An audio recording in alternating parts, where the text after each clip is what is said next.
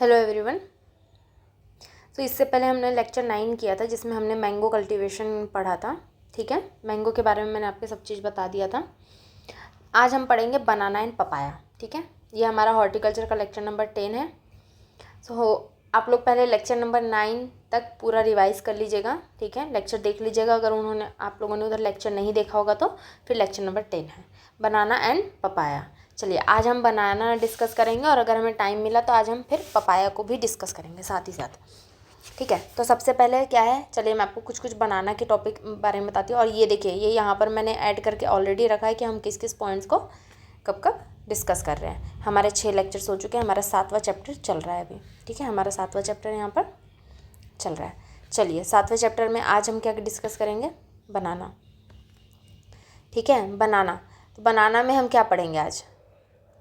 बनाना में हम पढ़ेंगे कि बनाना का साइंटिफिक नेम क्या है।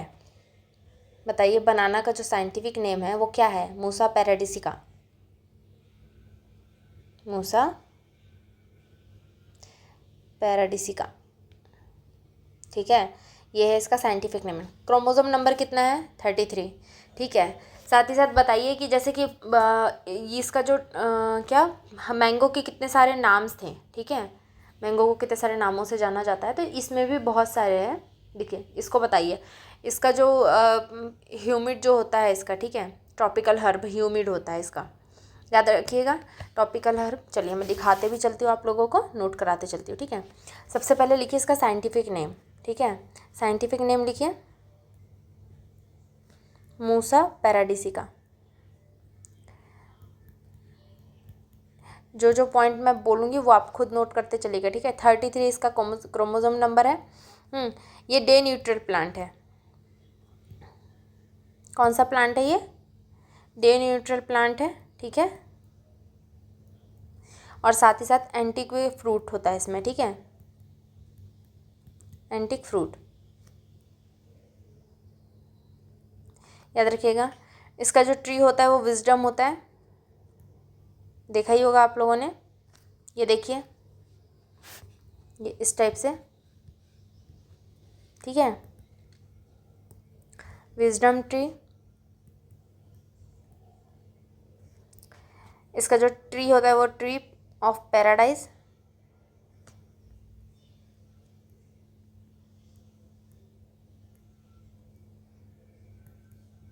Tree of paradise. ठीक है, फ्रूट टाइप क्या होता है इसका? फ्रूट टाइप होता है बेरी। याद रखिएगा, फ्रूट टाइप पूछे जाते हैं एग्जाम्स में, बेरी जो इसका फ्रूट टाइप होता है। ठीक है, उसके बाद में इसका इन्फ्लोरेंस क्या होता है? इन्फ्लोरोसेंस। इसका जो इन्फ्लोरोसेंस होता है वो स्पेडिक्स होता है। ठीक है, इन्फ्लोरोसेंस और फ्रूट टाइप याद रखिएगा। ठीक है, ये पूछा जाता है। और इसे कालपात्रु कहा जाता है, प्लांट पैराडाइज। कालपात्रु इसका नाम क्या है? एक और नाम है इसका, कालपात्रु। याद रखिएगा, कालपात्रु से प्लांट पैराडाइज भी कहा जाता है, प्लांट पैराडाइज। ठीक है, याद रखिएगा ये चीज़ें। ठीक है, इसका जो साइंटिफिक नेम्स होते हैं, ठीक है, इसमें 2 होते हैं, इसमें 2 साइंटिफिक नेम्स होते हैं। चलिए, मैं आपको उनके बारे में बताती हूँ। इसके 2 होते हैं। जैसे सबसे पहले क्या होता है? सबसे पहले होता है, ए में नोट करिए और यहाँ पर बी नोट करिएगा। इसका मेन साइंटिफिक नेम क्या होता है? मूसा पैराडिसिका। तो मूसा पैराडिसिका जो इसका मेन नाम होता है, उसी में 2 टाइप्स होते हैं। एक होता है मूसा एक्यूमिनाटा और एक होता है मूसा बल्बिशियाना। पहला वो क्या होता है? मूसा एक्यूमिनाटा, और दूसरा क्या होता है? मूसा बल्बिसियाना।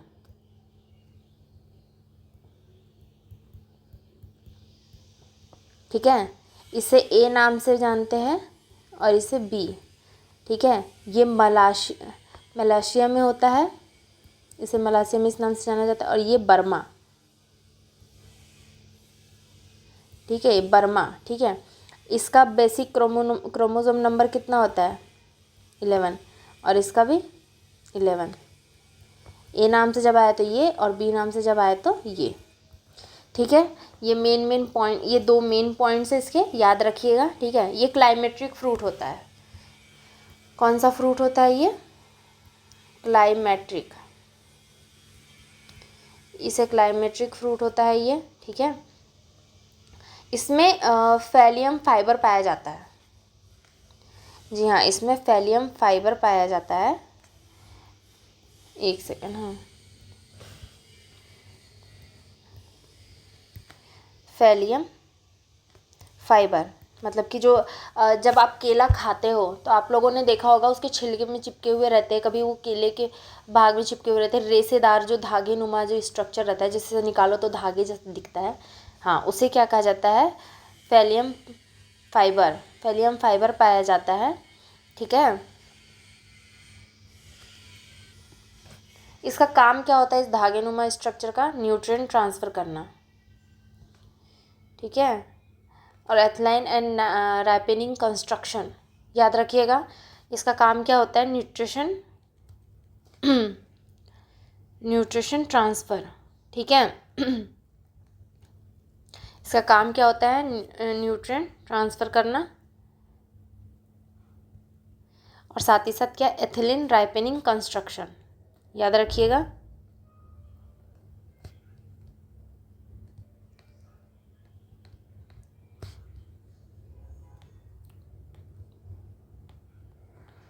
ठीक है,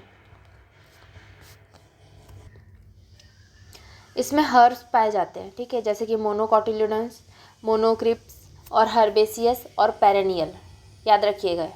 ये जो है, एक सेकंड मैं इसको थोड़ा साइड कर देती हूँ।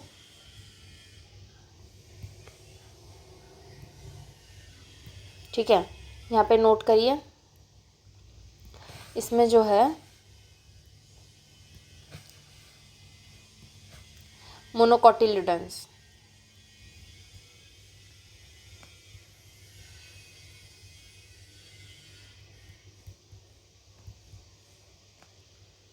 मोनोकोटिल्डोन्स,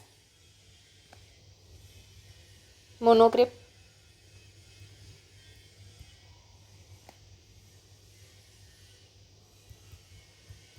मोनोक्रिपिक और हर्बेसियस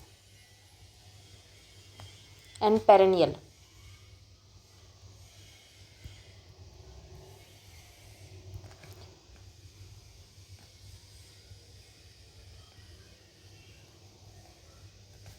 पेरेनियल हर्ब्स पाए जाते हैं। ठीक है, याद रखिएगा।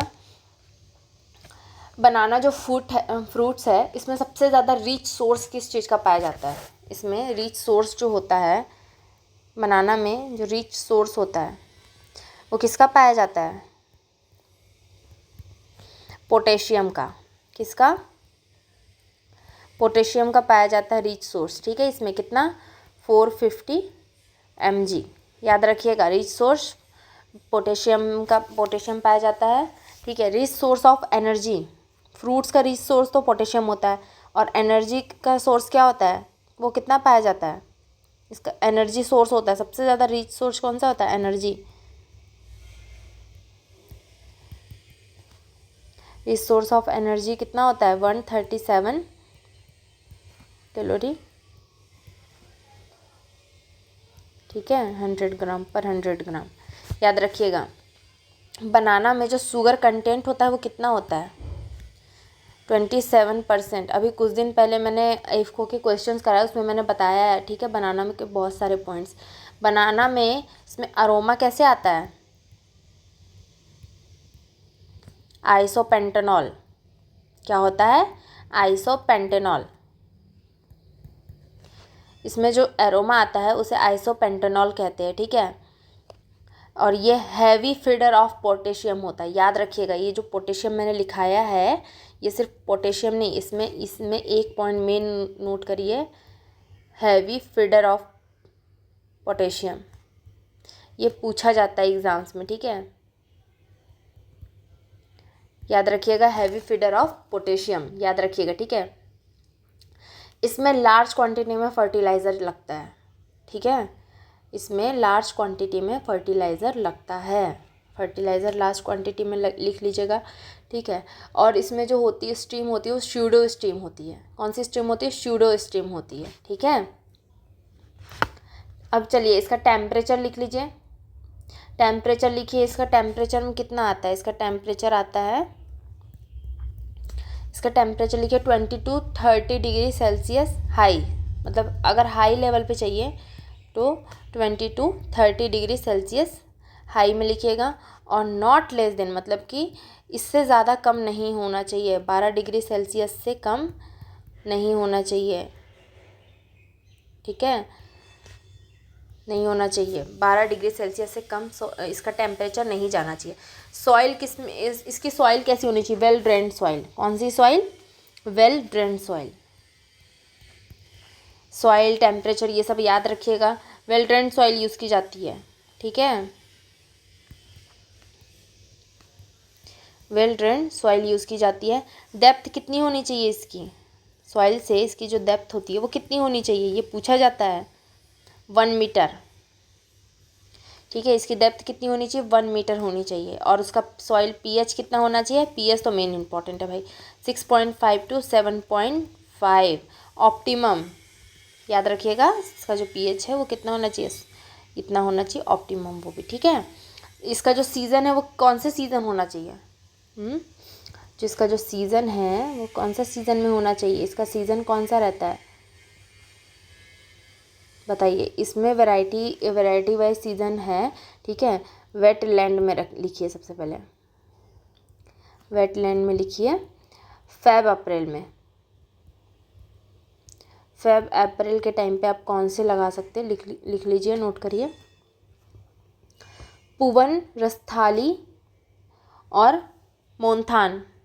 पुवन, रस्थाली, मोन्थान। कौन सा? पुवन, रस्थाली, मोन्थान, याद रखिएगा, ठीक है। ये पूछे जाते हैं एग्जाम्स में, सोर्सेस सीजन्स इसके, ठीक है।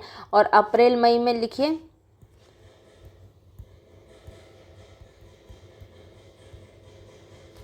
अप्रैल एंड मई में लिखिए नेंड्रन एंड रोबस्टा।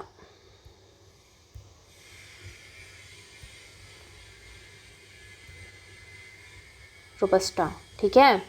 इसकी प्लांटिंग बताइए, इसकी प्लांटिंग का क्या है? इसकी प्लांटिंग क्या होती है?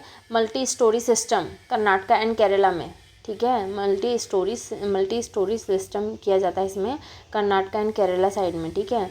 और इसकी जो स्पेसिंग जो होती है वो टॉलेस्ट वेराइटी में लिखी है, ठीक है। प्लांटिंग टाइम तो मैंने आपको बता दिया। प्लांटिंग जो होती है multi storey system Karnataka and Kerala, लिख लीजिएगा।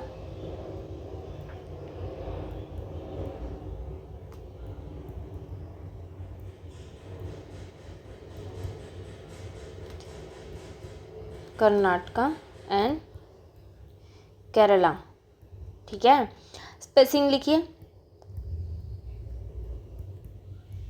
इसकी जो स्पेसिंग है वो लिखिए टॉलेस्ट वैरायटी में लिखिए।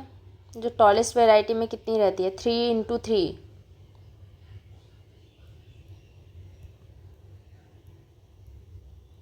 ठीक है। और ड्वार्फ वैरायटी में लिखिए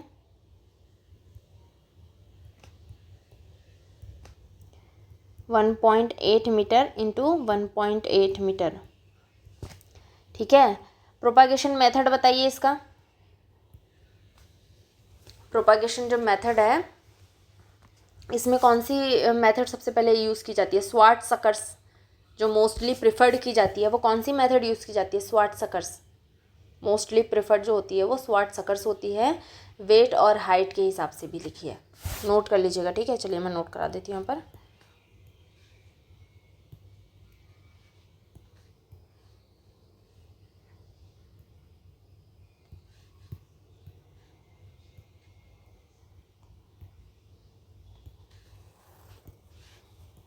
लिखिए यहाँ पर क्या लिखना है? स्वाट सकर्स लिखिए, स्वाट सकर्स। प्रोपागेशन लिखिए पहले, प्रोपागेशन हेडिंग डालिएगा, ठीक है। मैं भले ही इसे लिखा दे रही हूँ लेकिन आप लोग सुन के अच्छे से और अच्छे से नोट करिएगा अपने इसमें, ठीक है।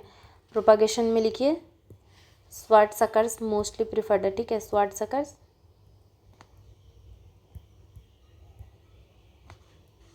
स्वार्ट सकर्स में लिखिए वेट।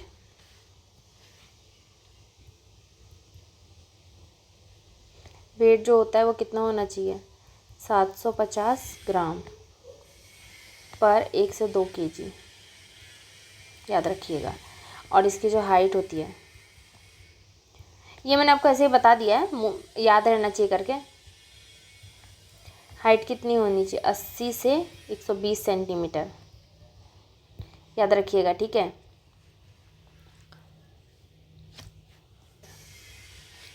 जो न्यू सकर्स होते हैं, ठीक है, न्यू सकर्स को क्या कहा जाता है, peppers, peppers, new suckers peppers. और टिश्यू कल्चर वो कहाँ किया जाता है, शूट टिप कल्चर, ठीक है, टिश्यू कल्चर को शूट टिप कल्चर, याद रखिएगा। यहाँ लिख लीजिए, नोट कर लीजिए, न्यू सकर्स पीपर्स, याद रखिएगा। और टिश्यू कल्चर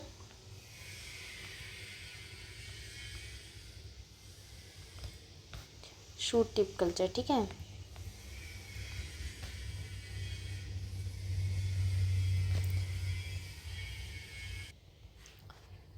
इसमें बताइए जो इरिगेशन है वो कौन से इरिगेशन यूज़ की जाती है, इसमें ड्रिप इरिगेशन, ठीक है, याद रखिएगा, ड्रिप इरिगेशन की जाती है। और वाटर रिक्वायरमेंट कैसी होती है, 1800 से 2200 मिलीमीटर, ठीक है, पर प्लांट पर ईयर, याद रखिएगा।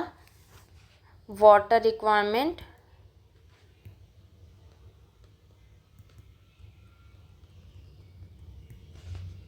1800 से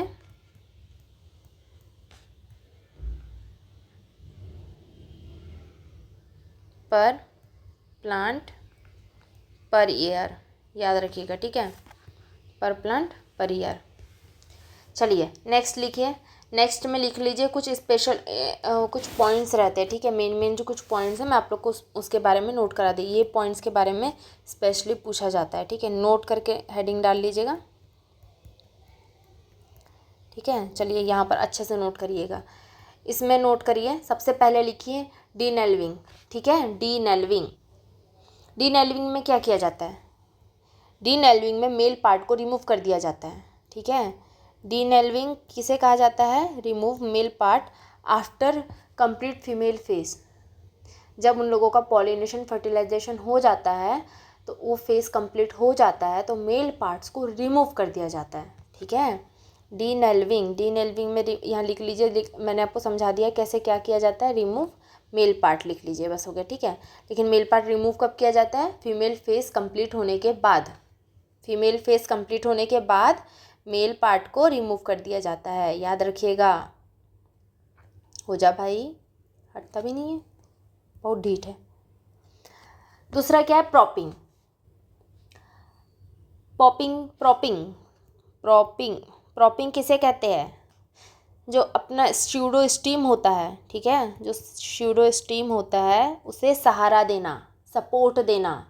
जब आपका जो बंच होता है वो लटकने लगता है, बंच मतलब कि जो आपकी स्टीम होती है, जब पेड़ ऐसे टेढ़ा होने लगता है, ठीक है, मान लीजिए ये आपका पेड़ है, ये सीधा है, ठीक है, लेकिन ये पेड़ जो है वो सीधा होने की जगह पेड़ ऐसा करके, सॉरी क्या हो जाता है भाई तुमको, ये पेड़ जो है ऐसे रहने की जगह नहीं, वो ऐसे रह रहा है, तो वो क्या हो रहा है कि एक साइड इस साइड वो झुक रहा है, ठीक है, इस साइड झुक रहा है, तो उसे सहारे से सीधा खड़े करने के लिए क्या करते हैं, यहाँ पर एक सहारा दे देते हैं, ठीक है।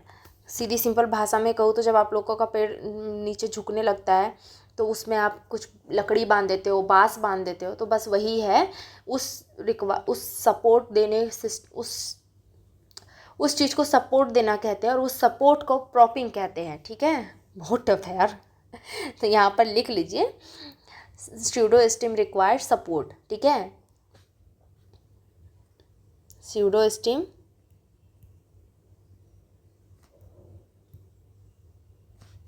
रिक्वायर्ड सपोर्ट,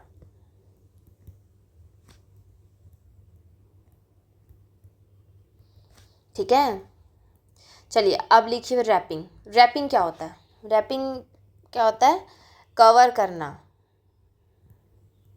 ठीक है। रैपिंग मतलब जो बंच होती है उस बंच को कवर कर देना, ठीक है, बंच कवर करना, मतलब कि समझ लीजिए ये जो है आपका जो ई जो आप, एक सेकेंड ना, मैं इतना क्यों मेहनत कर रही हूँ, रुकिए।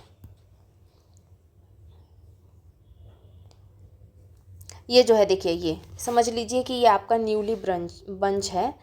ये जो है ये आपका न्यू बंच है। ये इसे इस टाइप से यहाँ पर कि अगर ये हो गया है तो इसे किसी कुछ कोई इफ़ेक्ट ना करे, कोई कीड़े मकोड़े या कोई भी पंछी वंछी ज़्यादा नुकसान ना करे।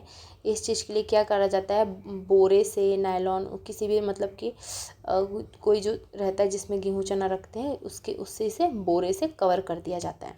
उसे क्या कहा जाता है, बंच। कवर करना मतलब रैपिंग, ठीक है, रैपिंग कहा जाता है उसे। याद रखिएगा कि रैपिंग किसे कहते हैं, इसे रैप करना। ओके, ठीक है। रैपिंग मैंने आप लोग क्या बता दिया, बंच कवर लिख लीजिएगा।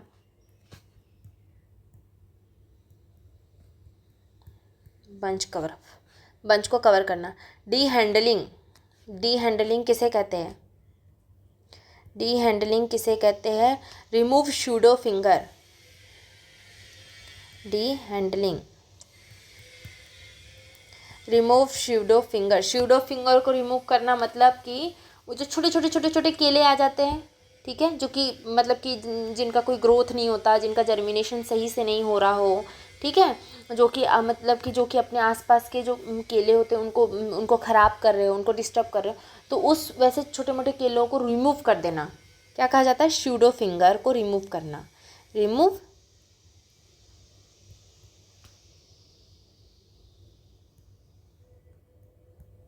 शूडो फिंगर, ठीक है, छोटे छोटे केलेस को रिमूव कर देना। डी हैंडलिंग किसे कहा जाता है, remove of pseudo finger. D suckering, D suckering किसे कहा जाता है, डी सकरिंग मतलब कि अनवांटेड सकर्स को रिमूव करना। सकर्स मैंने आप लोग को बताया था ना कि सकर्स किसे कहते हैं, ठीक है, हाँ, सकर्स मैंने आप लोग को बताया था ना।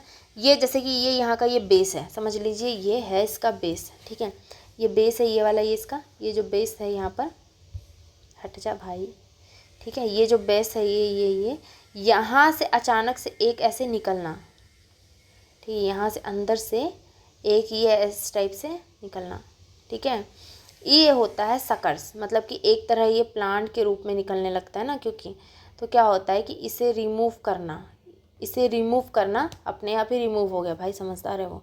इसे रिमूव करना क्या कहा जाता है, क्या, डी हैंडलिंग, ठीक है, याद रखिएगा, इसे रिमूव करना डी हैंडलिंग कहा जाता है, ठीक है।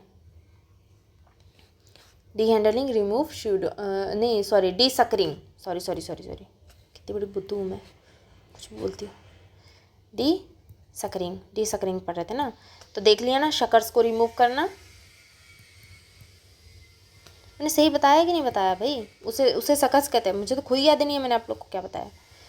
हाँ, उसे सकर्स कहा जाता है। यहाँ पर जो मैंने अभी करके दिखाया था, ये ऐसे ऐसे इस टाइप से, इसे सकर्स कहते हैं, ठीक है। और ये सकर्स निकलता है यहाँ से, ठीक है, ये बेस के अंदर जड़ों के साथ से जो निकलता है उसे सकर्स कहते हैं, ठीक है। तो उस सकर्स को रिमूव करना क्या कहा जाता है, डी हैंडलिंग, ठीक है, याद रखिएगा,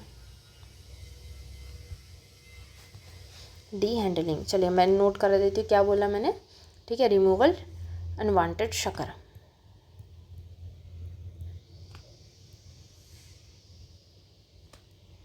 साल में कितनी बार की जाती है ये बताइए, अनवांटेड शकर्स 3 टाइम पर ईयर, याद रखिएगा, 3 time in a per year, ठीक है, साल में 3 बार ये करना पड़ता है। अब मेटॉकिंग किसे कहा जाता है बताइए, मेटॉकिंग किसे कहा जाता है, लिखिए, मेटॉकिंग मतलब कि जो स्यूडो होती है आपकी, स्यूडो स्टीम होती है, उसको 0.7 मीटर हाइट से रिमूव करना, ठीक है, बेस्ट नरिशमेंट के लिए, ठीक है, डॉटर सकर के लिए, रिमूवल ऑफ स्यूडो स्टीम 0.7, ये पूछा जाता है कितने पॉइंट से हमें उस हाइट से रिमूव करना पड़ता है, याद रखिएगा, ये याद रखिएगा, ये याद रखिएगा, ठीक है। और क्यों करते हैं? बेस्ट नरिशमेंट एंड डॉटर शकर्स के लिए, ठीक है। वो जैसे कि ये आपका प्लांट है, ठीक है, ये प्लांट ही खड़ा है, ये खड़ा ही खड़ा है, यहाँ से एक निकल रहा है ऑलरेडी एक प्लांट, ठीक है। तो इसके लिए यहाँ से 0.7 मीटर से ये इसको क्या किया जाता है? रिमूव कर दिया जाता है इधर से, ठीक है, याद रखिएगा। वहाँ से 0.7 मीटर की हाइट से उसको रिमूव कर दिया जाता है, ठीक है। ये हो गए डी हैंड एल्विंग, मैंने आप लोग को बताया। फीमेल फेस कंप्लीट होने के बाद मेल पार्ट को रिमूव करना। Propping, pseudo steam require support जो दिया जाता है उसको सपोर्ट दिया जाता है वो करना। रैपिंग, बंच कवर करना। डी हैंडलिंग किसे कहा जाता है? शूडो फिंगर को रिमूव करना। शूडो फिंगर क्या है बता दिया, छोटे छोटे केले जो होते हैं उसको रिमूव करना, ठीक है।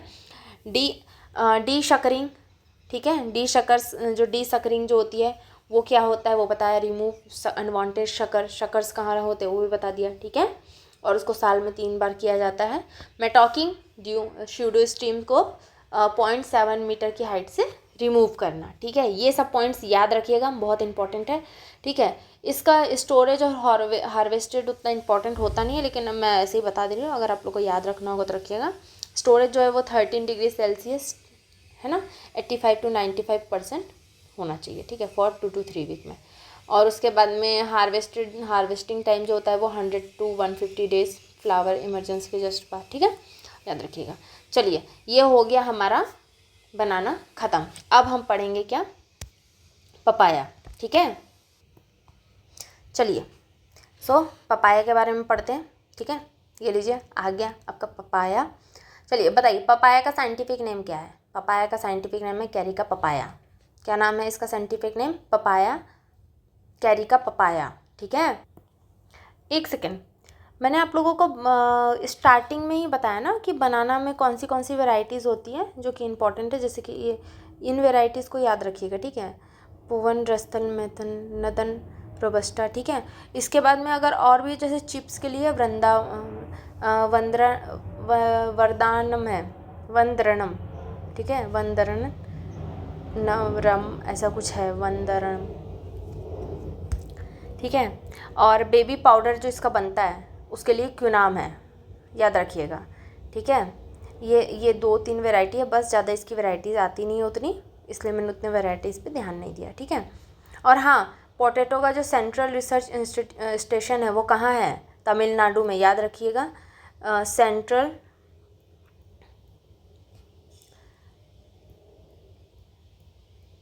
बनाना रिसर्च स्टेशन, ये है तमिलनाडु में, ठीक है, ये तमिलनाडु में है, याद रखिएगा। और इसके बाद में चलिए अब हम पढ़ेंगे, अब पपाया स्टार्ट करते हैं, ठीक है। चलिए, सबसे पहले ये है कि जो पपाया होता है उसे भी कुछ, उनके भी कुछ नाम हैं, जैसे कि लोगों के नाम होते हैं पेट नेम, वैसे इनके भी कुछ पेट नेम है। सबसे पहले इसे कहते हैं बैकयार्ड ट्री।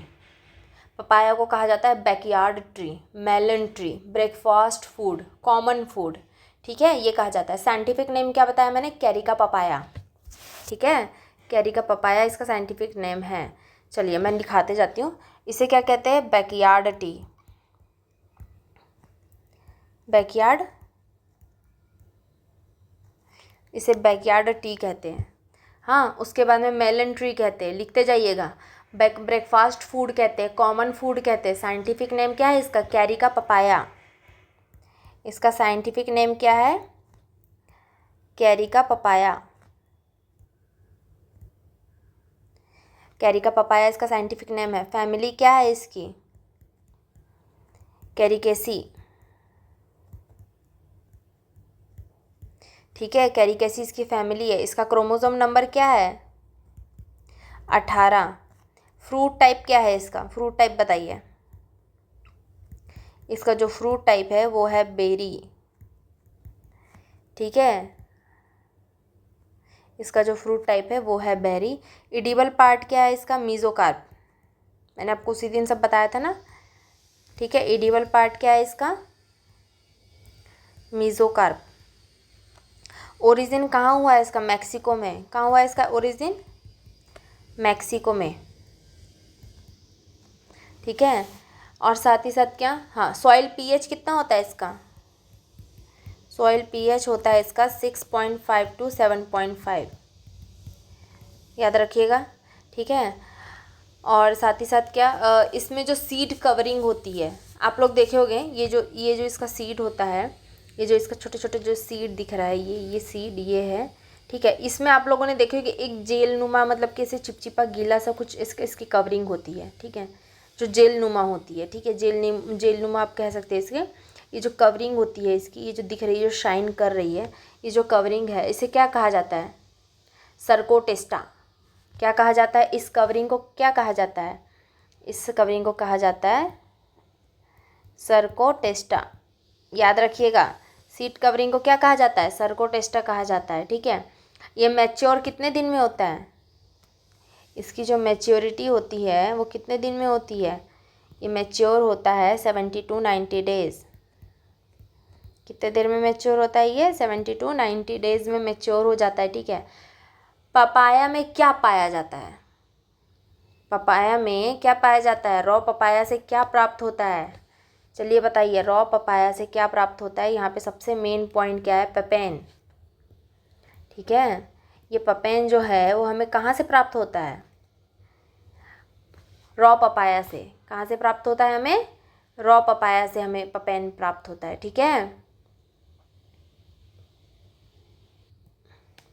हमें जो पेपेन है वो रॉ पपाया से प्राप्त होता है। किस रूप में प्राप्त होता है? Dry papaya milk powder. जो आप देखे होंगे, आप लोग, जो ग्रीन पपाया होता है, जब आप लोग उसको कट करते हो तो मिल्क स्ट्रक्चर का कुछ गिरता है उसमें, मिल्क वो जो गिरता है, वाइट पदार्थ जो उसमें से गिरता है वो मिल्क ही होता है, जो कि 7 to 90 डेज़ में मेच्योर हो जाता है। वहाँ से हमें पेपेन मिल्क प्राप्त होता है, ठीक है। उसे पेप्सिन एंजाइम, उसमें क्या होता है? उसमें पेप्सिन एंजाइम प्रेजेंट होता है, याद रखिएगा। जो हमें 7 to 90 डेज़ जो रॉ पपाया जहाँ से वो मिल्क हमें प्राप्त होता है, उस मिल्क में हमें कौन सा एंजाइम मिलता है? पेप्सिन एंजाइम मिलता है। कौन सा? पेप्सिन एंजाइम प्रेजेंट होता है, ठीक है। मैच्योर पपाया से पेप्सिन एंजाइम प्रोटेक्ट होता है। रॉ पपाया को ड्राई करने के लिए कितने टेम्परेचर में रखा जाता है? 45 to 55 डिग्री टेम्परेचर में रखा जाता है, ठीक है। ड्राई पाउडर उसका क्रिएट करने के लिए उसे 45 to 55 डिग्री टेम्परेचर पे उसे रखा जाता है, ठीक है। उसके बाद फिर पेपेन आपका तैयार होता है पाउडर फॉर्म में।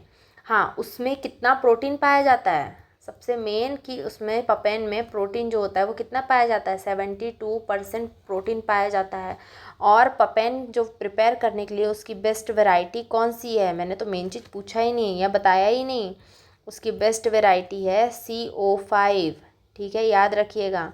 जिसकी स्पेसिंग क्या होती है? 1.6 × 1.6 मीटर, ठीक है, याद रखिएगा ये चीज़ें। जो पपाया है वो इंडिया में कब इंट्रोड्यूस किया गया है? 16th century. कब? 16th सेंचुरी में ये इंडिया में इंट्रोड्यूस किया गया है। पूरा लिखिएगा, मैं मेन पॉइंट लिखा दे रही हूँ, ठीक है। ये कौन सा पॉलिनेटेड क्रॉप है? बताइए, ये कौन सा पॉलिनेटेड क्रॉप है? हाईली पॉलिनेटेड क्रॉप है ये, याद रखिएगा। पपाया हाईली पॉलिनेटेड क्रॉप होता है, ठीक है। पपाया का जो कल्टीवेशन होता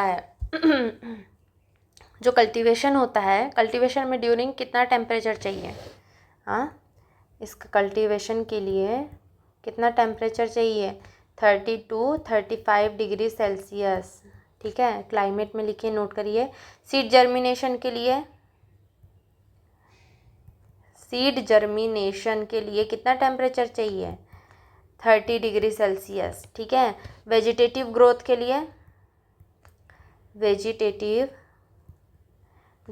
लिए 21 to 33 degree Celsius.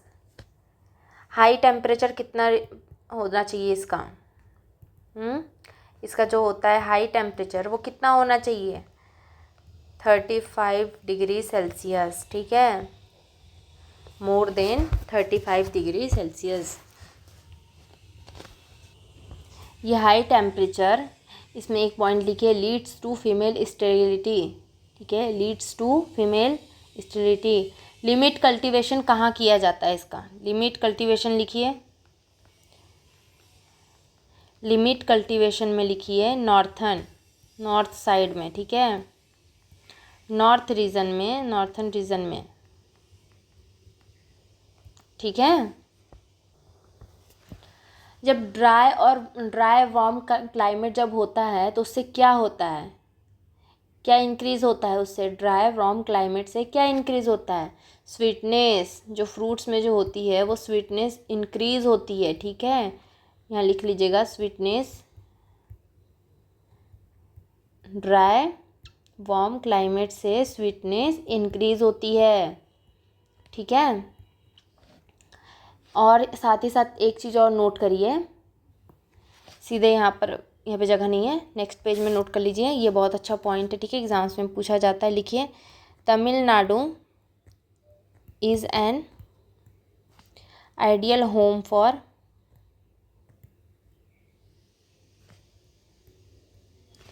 Growing papaya because of the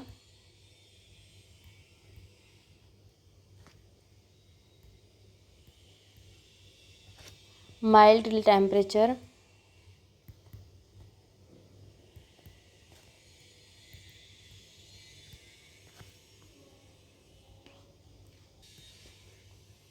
ठीक है, ये पॉइंट याद रखिएगा, ठीक है। इसमें 2 CS पाए जाते हैं। CS मतलब क्या? गायनोडायोसियस और डायोसियस, ठीक है। इसमें 2 टाइप्स के पाए जाते हैं, एक होता है गायनोडायोसियस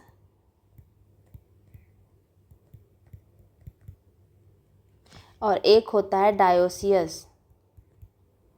ये एग्ज़ाम में पूछा जाता है, चलिए नोट करिए। चलिए बताइए, रेड कलर को क्या कहा जाता है? कल जिसने मेरा इफ़ को AGT का लगाया होगा, क्या बोलते हैं उसको, क्वेश्चंस, उसमें मैंने बताया लाइकोपीन किस में पाया जाता है, लाइकोपीन किस में पाया जाता है। देखिए अभी भी नहीं पता चल रहा है, रेड कलर में, ठीक है। और येलो कलर, अब के येलो कलर से लिखूंगी तब पता चलेगा।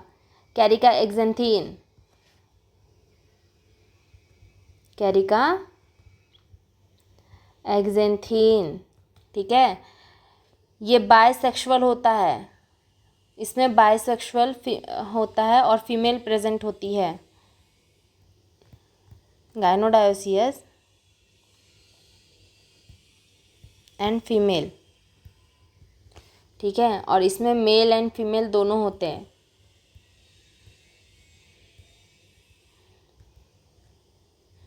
तभी तो बायसेक्सुअल लिखा हुआ है, फीमेल रहती है तभी। इनमें रेशियो बताइए, मेल एंड फीमेल का जो रेशियो होता है 1:20 और यहाँ पे 1:10, ठीक है। ये रेशियो याद रखिएगा।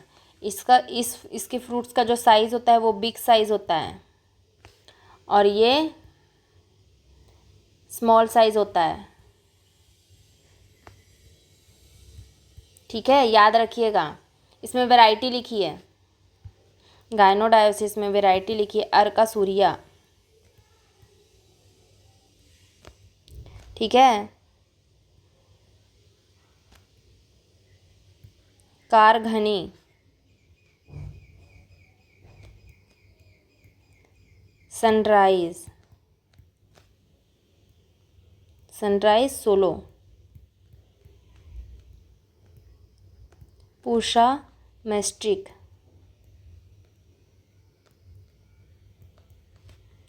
ताइवान।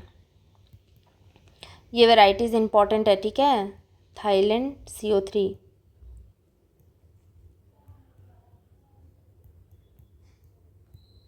थाईलैंड CO3, ठीक है। चलिए इसमें होती है एक पूषा नन्हा,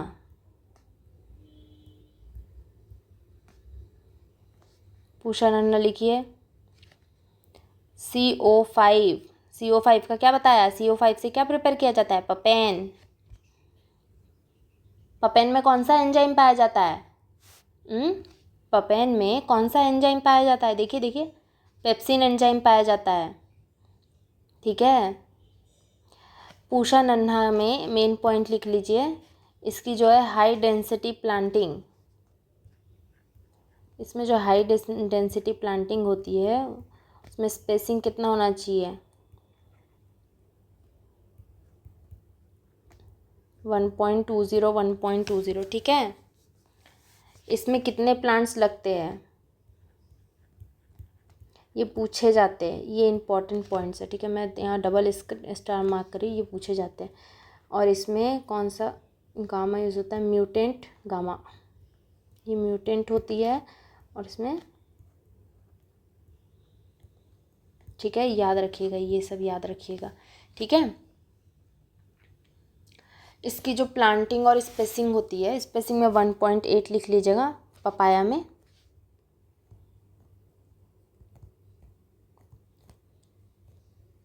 ठीक है। और हाई डेंसिटी का लिख लीजिएगा 1.2,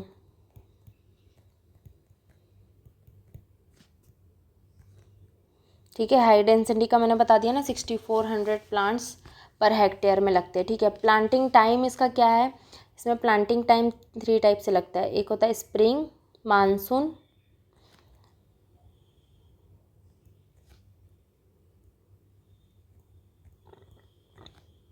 और ऑटम। स्प्रिंग में कब लगता है? फेब मार्च, ठीक है। मानसून में जून जुलाई, ये बेस्ट टाइम होता है, ठीक है, बेस्ट टाइम ये होता है। और साथ ही साथ ऑटम होता है अक्टूबर नवंबर। मेरे को लगता है ये तो सबसे गंदा होता होगा, पता नहीं, जो भी होता होगा, ठीक है। बेस्ट तो मानसून होता है अपना। इसमें सीड रेट नोट करिए, गायनोडायोसियस में मैंने सीड रेट लिखा है, यहाँ पे सीड रेट लिखिए। इसका सीड रेट कितना होता है? 250 से 300 ग्राम per hectare, kilo per hectare, ग्राम पर हेक्टेयर, ठीक है, पर हेक्टेयर। और डायोसियस का लिखिए 400 से 500 ग्राम पर हेक्टेयर, ठीक है। डायोसियस में मैंने बता दिया मेल फीमेल का रेशियो 110 होता है, याद रखिएगा, ये भी याद रखिएगा। गायनोडायोसिस में 120 होता है, ठीक है। बाकी इसके कोई उतने इंपॉर्टेंट पॉइंट्स तो है नहीं। इसमें ट्रॉपिकल सब ट्रॉपिकल टेम्परेचर याद रखिएगा। ट्रॉपिकल में 20 to 30 डिग्री सेल्सियस और सब ट्रॉपिकल में 22 to 35 डिग्री सेल्सियस, ठीक है। और बाकी उतनी चीज़ें हैं नहीं। वैराइटीज़ देखिए, मैंने आप लोगों को यहाँ वैराइटीज़ लिखा दीजिए, वैरायटी याद रखिएगा, ठीक है। ये सबसे ज़्यादा CO5 का याद रखिएगा, ठीक है। पूषा नन्हा याद रखिएगा, बस इतना ही है। चलिए, आज हमारा पपाया और बनाना यही कंप्लीट होता है। इसके बाद अब हम कल नया क्रॉप से स्टार्ट करेंगे। कल भी मैं आप लोग को कोशिश करूँगी कल 2 से ज़्यादा क्रॉप कवर करवा पाऊँ, ठीक है। चलिए, इसके बाद में थैंक यू सो मच इस चैनल पे आने के लिए, और साथ ही साथ इस वीडियोस को लाइक एंड शेयर जरूर करिएगा, ठीक है। चैनल सब्सक्राइब कर दीजिएगा। Okay, thank you.